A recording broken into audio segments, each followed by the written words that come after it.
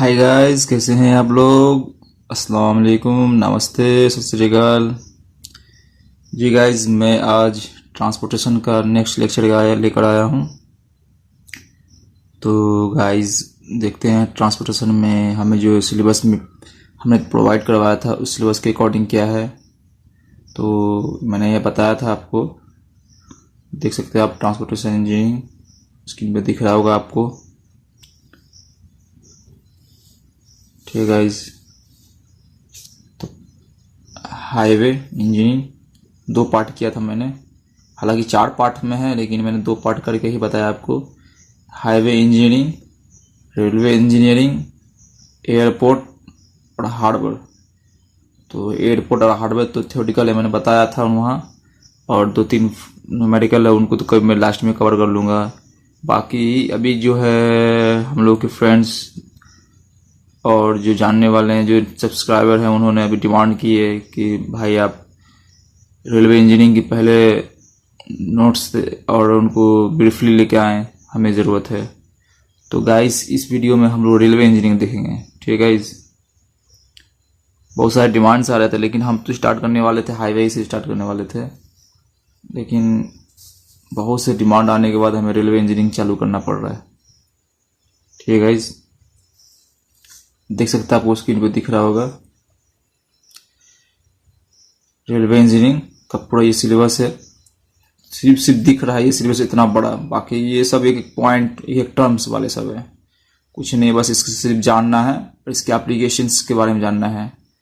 Introduction देखेंगे, railway gauges देखेंगे, sections length देखेंगे, ज्वाइंट्स देखेंगे, बकलिंग ऑफ रेल्स देखेंगे, क्रीप ऑफ रेल्स देखेंगे, फिश प्लेट देखेंगे, स्लीपर देखेंगे, बैलेस्ट देखेंगे, फास्टनिंग एंड फिक्चर्स देखेंगे, platform, railway yard, crossing, signalling. बस कुछ नहीं है, बस ये सब एक नाम है, इसकी एप्लीकेशंस क्या है।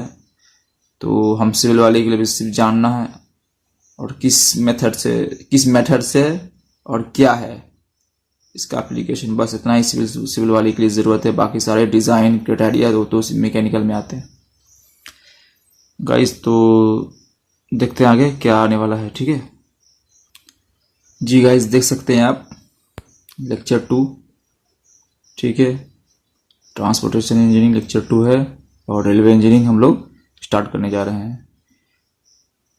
तो gate, state A, SSC, JEE, जितने सारे एग्जाम्स के लिए हैं, सब के लिए भी बहुत ही इम्पोर्टेंट होंगे, क्योंकि मैं बता चुका हूँ कि मैं आईएएस का एस्पायरेंट्स हूँ। तो मुझे पता है कि क्वेश्चंस किस तरह से फ्रेम होते हैं, कहाँ से क्वेश्चन आते हैं, किस तरह से हमें किस तरह से नोट्स तैयार करना है। गाइज, आप अगर वीडियो भी अगर आप रफली भी देख रहे हैं तो आपको कोई दिक्कत नहीं, क्योंकि मैं ये पीडीएफ प्रोवाइड करवा दूंगा, आप एक बार देख लेंगे तो खुद ब खुद समझ में आ जाएगा और आपको कुछ ज़्यादा पढ़ने की जरूरत ना पड़ेगी, क्योंकि ये खुद बुक का ही निचोड़ निकाला हूँ मैं। हम लोग मेन पर्पज से कि आपको अच्छे से अच्छे मटेरियल प्रोवाइड करवाना। अगर आप रफली भी पढ़ रहे हैं तो कोई दिक्कत नहीं है, आप यहाँ से नोट्स, हमारे इस चैनल से नोट्स ले सकते हैं आप, और वहाँ से आप, मैं ये सबको मैं अपलोड कर दूंगा पीडीएफ में। ठीक है गाइज, तो आप लोगों को दिक्कत ना हो। चलिए देरी करते हुए आगे बढ़ते हैं।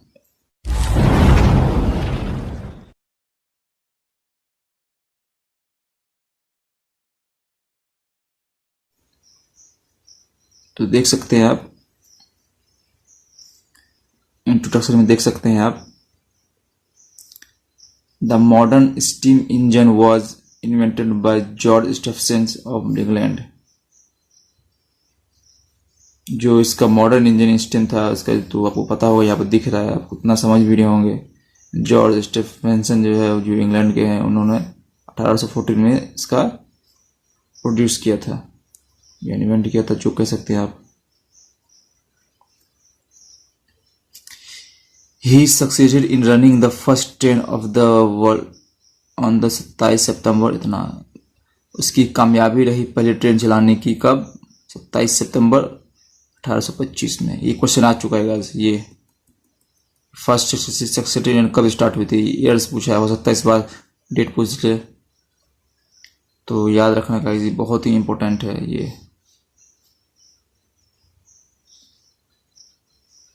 आपको दिख रहा होगा स्क्रीन पे, ये बहुत इंपॉर्टेंट है क्योंकि ये क्वेश्चन आ चुका है।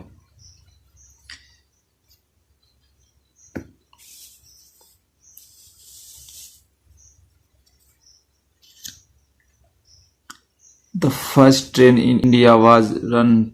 अब इन देखिए, वो तो वर्ल्ड के लिए था, ठीक है, ये वर्ल्ड के लिए था, वर्ल्ड लेवल पे था, लेकिन इंडिया में the first train in India was run on 16 अप्रैल 1803 पर। यस गाइस, 16 अप्रैल 1803 पर between Bombay and Thane with 4 coaches and 1 steam locomotive and first run 4 hour took distance covered 14 kilometre. Gas ये कह रहा है कि इंडिया में जो ट्रेन आई थी उस टाइम 16 अप्रैल को 1853 में आई थी। जी गाइस, तो 53 में आई थी, जिसमें इन्हें बॉम्बे और थाने के बीच 4 घंटे के लिए एक टेकअप लिया गया था चलाने के लिए। फर्स्ट लोकोमोटिव स्टीम था और वो ट्रेन जो है 34 किलोमीटर कवर की थी बॉम्बे टू थाने।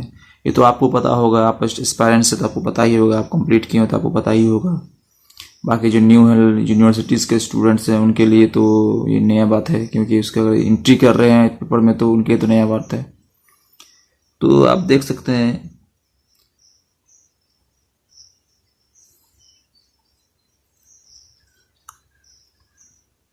बस एक इंट्रोडक्शन है जो कि इसमें से एग्जाम्पल जो है, एग्जाम्पल टाइप सी क्वेश्चन जो है ना फ्रेम हो जाती है। तो अक्सर जो है एसएससी जेई में और एई में जो है ना क्वेश्चन इसमें से एक क्वेश्चन आई जाती है, इसलिए मैंने इनका निचोड़ निकाला और आपके सामने रख दिया। ठीक है, तो देख सकते हैं यहाँ आपको स्क्रीन पे दिख रहा होगा, the Indian Railways have been divided in 16 zonal divisions. The Indian Railways have been divided 16 zonal divisions for the purpose of effective administrative।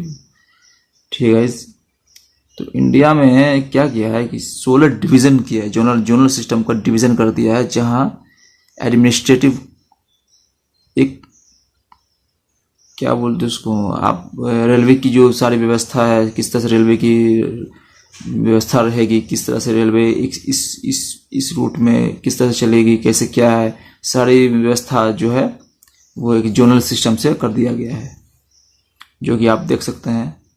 सब सारे जोनल्स का नाम है ना, 16 जोनल्स का नाम लिख भी दिया है, आपको स्क्रीन पर दिख रहा होगा।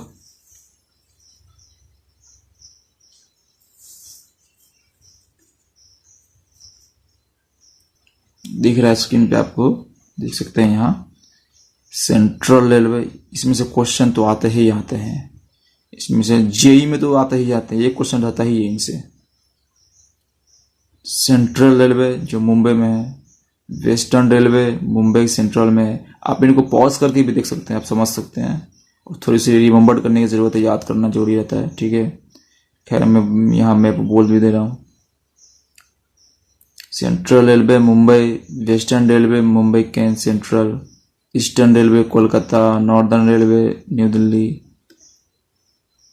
Southern railway Chennai, north eastern railway Gorakhpur, north eastern frontier railway Guwahati, south central railway Secunderabad, south eastern railway Kolkata, north central railway Allahabad. तो ये आप पॉज करके देख सकते हैं, ये 10 और बाकी 6 जो है आप देख सकते हैं आप यहाँ। North western railway Jaipur, east coast railway Bhubaneswar, east central railway Hajipur, south western railway Bangalore, west central railway Jabalpur, south east central railway Bilaspur. Research, हाँ गाइस ये थोड़ा सा देख सकते हैं आप, ये बहुत ही इम्पोर्टेंट चीज़ है। ठीक है, आपको मैं यहाँ मार्क कर दे रहा हूँ, 1 मिनट गाइस थोड़ा देखता हूँ, ये आपको मार्क कर दे रहा हूँ। ठीक है, RDSO यानी research design and standard organisation कहाँ है? लखनऊ में। याद रखिएगा, इसी रेलवे क्वेश्चन मोस्टली इसमें से पूछ सकता है आपको, ये ज़्यादा चांस क्वेश्चन आने के। Research design and standard organisation RDSO कहाँ है? तो लखनऊ, याद रखिएगा। ठीक है, चलिए आगे देखते हैं। There are 3 units of exporting wagons and locomotive. Wagons, coach, locomotive, engine, जो ही समझ सकते हैं आप एक मोटी मोटी भाषा में, लेकिन इनको नाम दिया गया लोकोमोटिव और वैगन्स। वैगन्स में कोच भी आ जाते हैं, और जिसमें हमारे सामान जाते हैं, कैरेज, वो भी आ जाते हैं, मालगाड़ी जिसको बोलते हैं। और लोकोमोटिव इंजन होते हैं, तो इनका एक नाम दिया गया है, ठीक है, लोकोमोटिव। ठीक है, तो देख सकते हैं यहाँ कहाँ कहाँ से ये तैयार होते हैं, किस तरह से इसके बनते हैं। चितरंजन लोकोमोटिव वर्क्स, जो कि 1955 में इनकी इस्टेब्लिशमेंट हुई थी, इंडस्ट्री है ये। Integral coach factory at Perambur, Chennai, Perambur में है, चेन्नई में, जो कि 1955 में ये इनका इस्टेब्लिश हुआ था। Diesel locomotive works at Varanasi 1964 में हुआ था। तो ये एक तरह का यूनिट है, समझ सकते हैं, इंडस्ट्री यूनिट है, जहाँ से लोकोमोटिव और वैगन्स की जो मैन्युफैक्चरिंग होती है और डिज़ाइन होते हैं। ठीक है, स्क्रीन पे दिख रहा होगा आपको। ये सब कुछ इंट्रोडक्शन में कुछ टर्म है ये जो याद करने होंगे, मोटा मोटी समझ लें, और बाकी इससे क्वेश्चन आपको फ्रेम होते हैं, गेट में तो नहीं आएंगे ये तो। हाँ, ए में जो प्री एग्जाम हो गए, ए प्री में, और एसएससी जेई में तो आता ही है इससे क्वेश्चन, इसलिए मैंने इसको निकाला। तो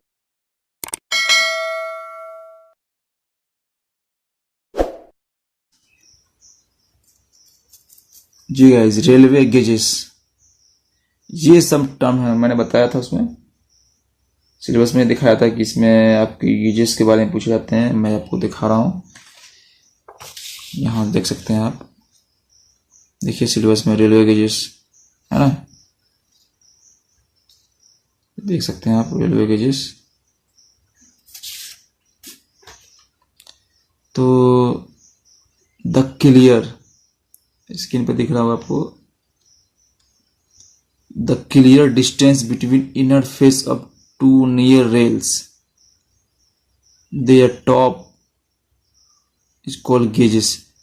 क्या होगा, आप दो ट्रैक देखते हो ना, ट्रैक जो होती है, रेल ट्रैक, उस दोनों की अपर इनर सरफेस की जो डिस्टेंस होती है, इसी को गेजेस बोला जाता है। इस पर स्लीपर पर जो दोनों तरफ से जो ट्रैक होते हैं, वो तो आपको पता ही होगा, फिर भी बताना अच्छी बात है। तो वो इनर फेस के जो नियर होते हैं रेल है ना, उनके जो उन्हीं को गेजेस बोला जाता है। दो जो रेल आप देखते हो, ट्रैक देखते हो, ट्रैक के बीच में जो डिस्टेंस है, इनर डिस्टेंस अप टॉप से, ठीक है, तो उनको ही गेजेस बोला जाता है। तो आप देख सकते हैं यहाँ the various gauges, broad gauge, metre gauge, narrow gauge, loading gauge. Broad gauge, metre gauge, narrow gauge, loading gauge. ये तो थोड़ा से आपको इतना इम्पोर्टेंट नहीं है, लेकिन ये तीनों बहुत इम्पोर्टेंट है गाइस, ये तीनों इज वेरी इम्पोर्टेंट, VVI है, समझे। तो देख सकते हैं यहाँ आप, ब्रॉड गेज, इसकी चौड़ाई 1.61 मीटर वाइड है, जो कि इसको मेन सिटीज में जो मेन सिटीज होते हैं, उनमें वहाँ ब्रॉड गॉज का इस्तेमाल किया जाता है। ठीक है, इस ट्रैक डिजाइन होती है मेन सिटीज, जिसमें क्राउडनेस ज़्यादा हो, सिटीज में पॉपुलेशन अच्छे खासे हो और डेवलप सिटी हो, तो वहाँ ब्रॉड गेज ही इस्तेमाल होते हैं।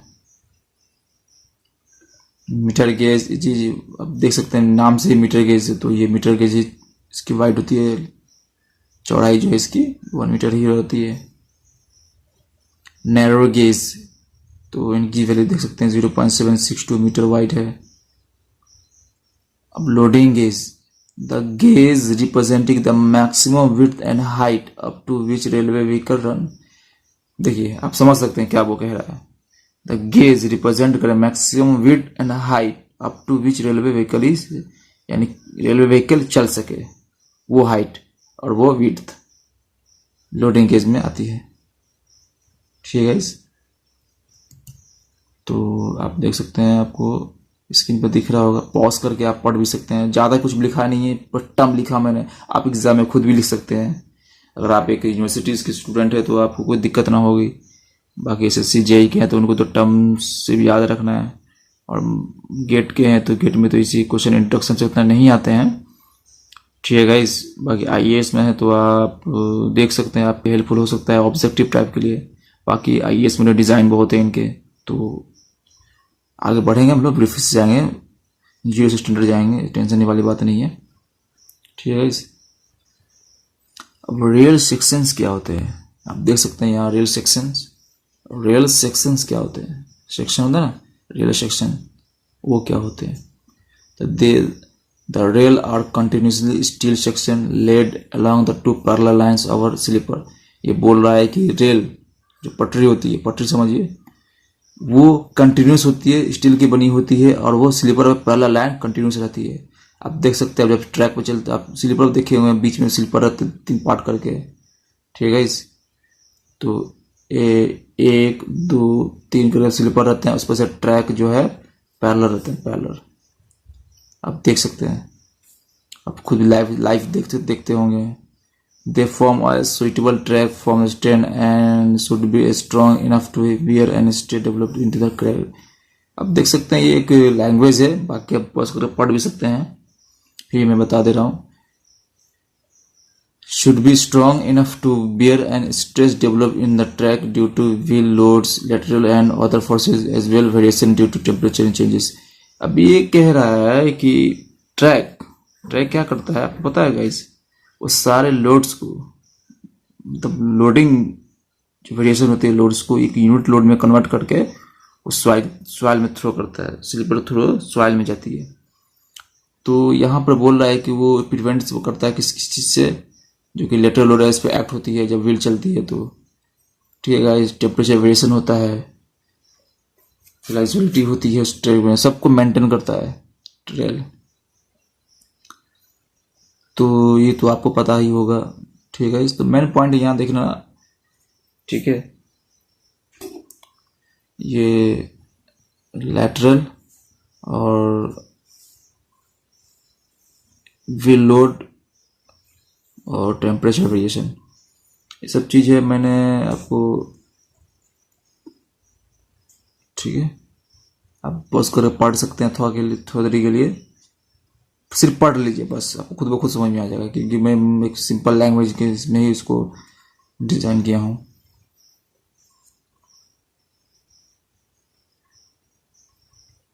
अब यहाँ देख सकते हैं, the rail section is design by the mass पर इन लेंथ।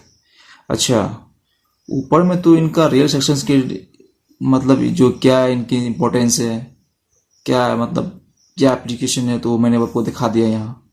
ठीक है, इसमें आपको समझ में आ गया होगा। बाकी ये बहुत कम लोग बताते हैं, बहुत कम टीचर पढ़ाते हैं कि the rail section is design by the mass पर मीटर लेंथ, इतना बताते हैं, लेकिन कैसे मैं नीचे बताया आपको। ठीक है,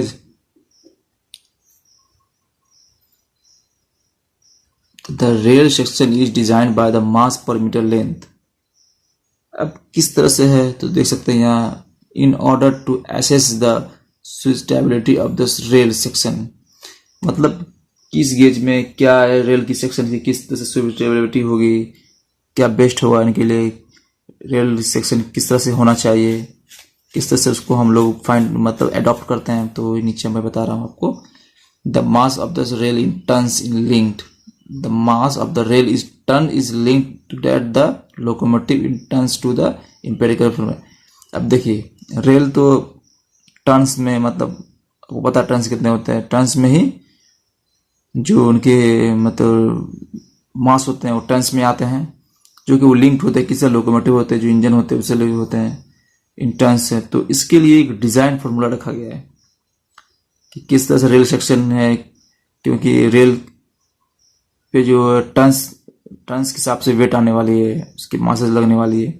तो उस तरह से रेल को अब डिजाइन करने के लिए आपको एक एम्पेरिकल फार्मूला रखा गया कि इस फार्मूला के थ्रू ही हम कोई भी सेक्शंस को अडॉप्ट करेंगे, रेल सेक्शंस को। ठीक है, तो आप देख सकते हैं फार्मूला इंपोर्टेंट है आपके लिए। देख सकते हैं ये फार्मूला है 1/510, ये कॉमन है।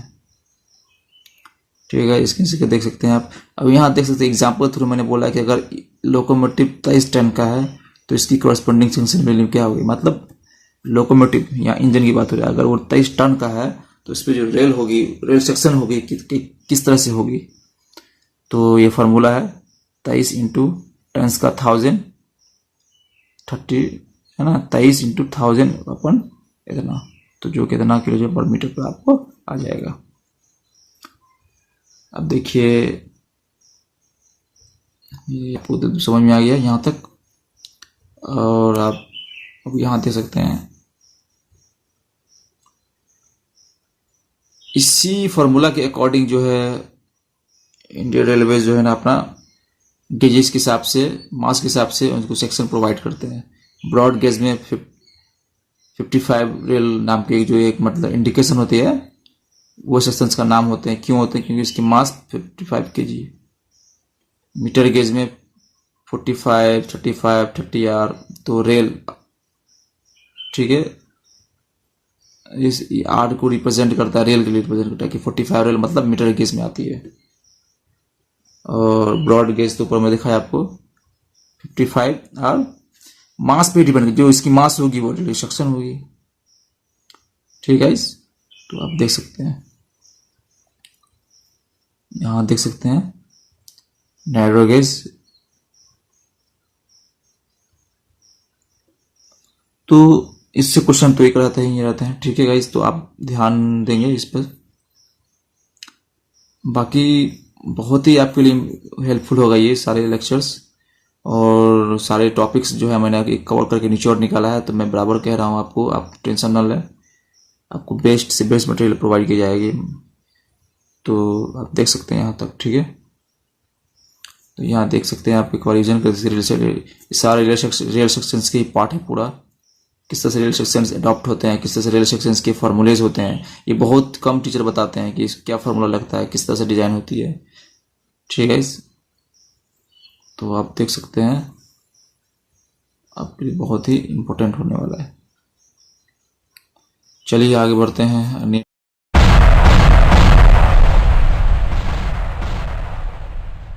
नेट टॉपिक किस तरफ।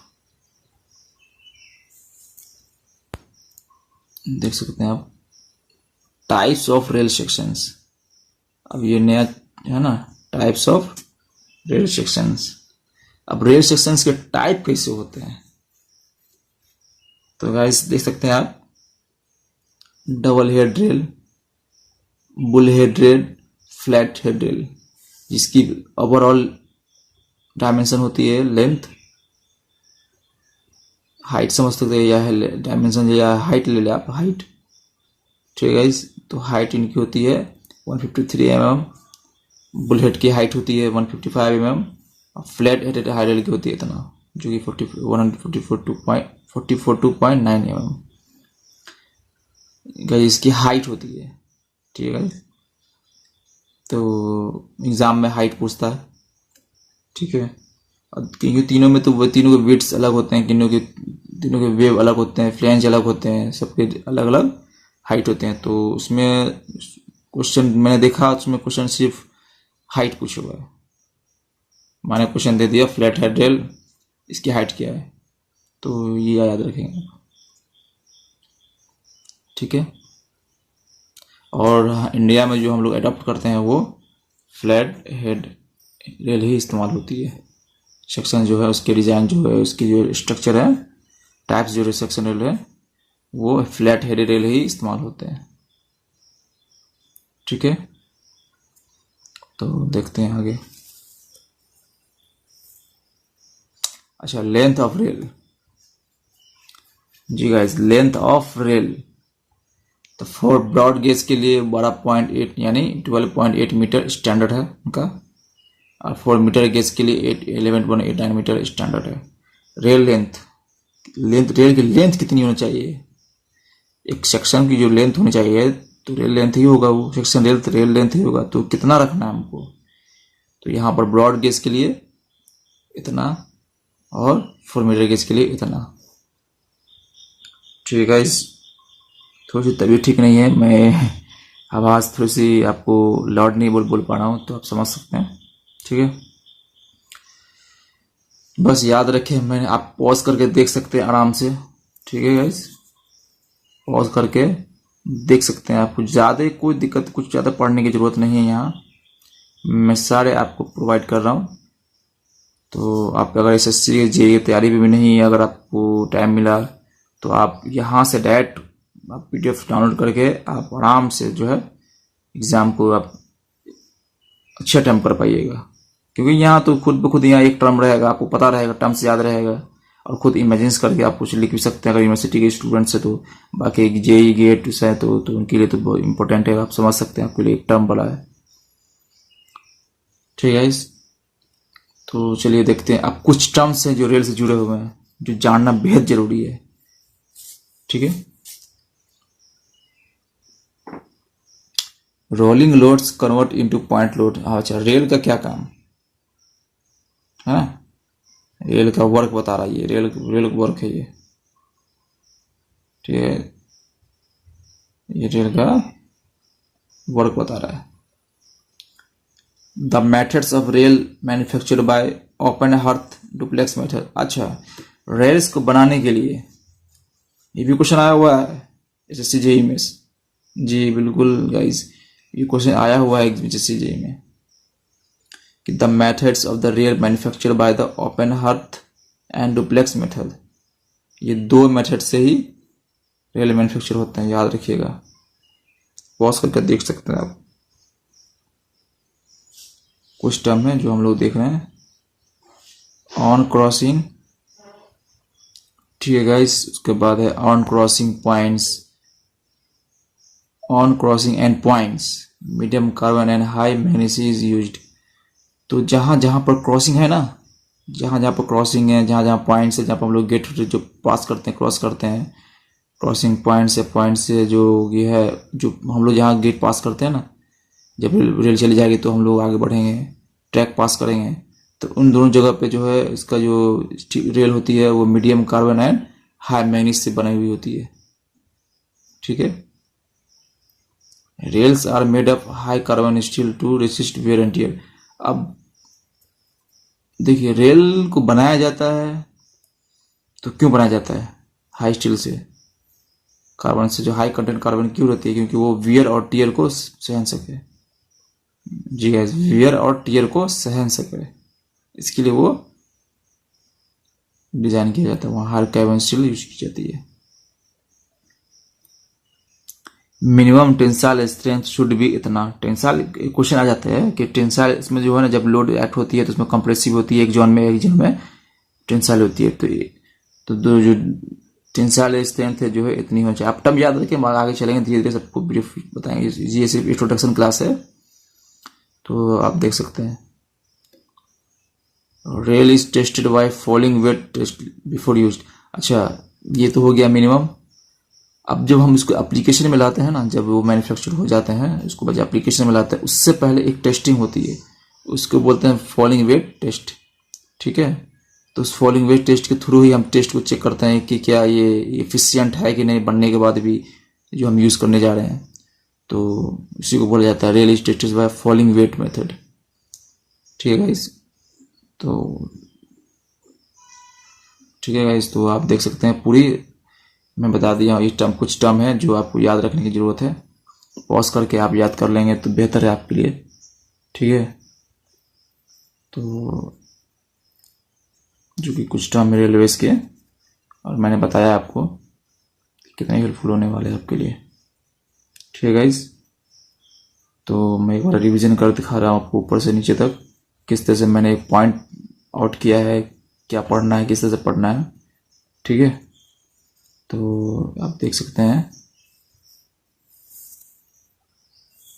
ये ज़्यादा PVI है गाइस, ये बहुत ही इंपॉर्टेंट है कि कभी कभी पूछ देता है कि क्रॉसिंग या और पॉइंट्स पे जो है स्टील के जो कार्बन कंटेंट कितने होते हैं, किस तरह के होते हैं, तो याद रखिएगा मीडियम होता है और हाई मैग्नीस होते हैं, मैग्नीशियम हाई होते हैं इसमें। ये क्वेश्चन आया हुआ है। और ये रेल टेस्टिंग, फॉलिंग सब आया हुआ क्वेश्चन आया हुआ है, तो आप याद रखिएगा। फॉलिंग वेट टेस्ट से ही हम चेक करते हैं कि ये कितना एफिशिएंट है हमारे यूज़ के लिए। तो गाइज आज के लिए इतना। ठीक है, अच्छा लगा वीडियो तो आप लोग लाइक भी कर सकते हैं, कमेंट दे सकते हैं अच्छी। ठीक है, तो आज आप हमसे जुड़े रहे, उम्मीद रखें हमसे जुड़े रहे। आपको बेस्ट से बेस्ट, आपको कहीं एक्स्ट्रा क्लास करने की ज़रूरत नहीं है, आपको बेस्ट से बेस्ट PDF में मिलेगा। और आपको यहाँ तक आपको समझ में आ रहा होगा तो आपके लिए और अच्छी बेस्ट है। और आपको मैं यहाँ बताऊँगा, खुद ब खुद ड्राइव भी करूँगा और न्यूमेरिकल भी सॉल्व करूँगा अच्छे से अच्छे। ठीक है गाइस, तो आज के लिए इतना ही, चलते हैं, बाय बाय, थैंक यू, शुक्रिया भाई।